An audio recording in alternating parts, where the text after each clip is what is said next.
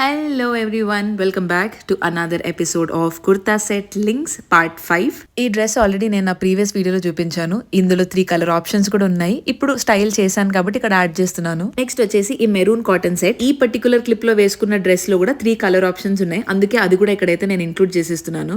Next వచ్చేసి ఈ orange cotton kurta set చాలా కంఫర్టబుల్ ఉండింది. ఇందులో బ్రౌన్ కలర్ ఆప్షన్ కూడా అవైలబుల్ ఉంది, సో నేను ఈ రెండిటివి కూడా ఇక్కడ యాడ్ చేసేస్తాను.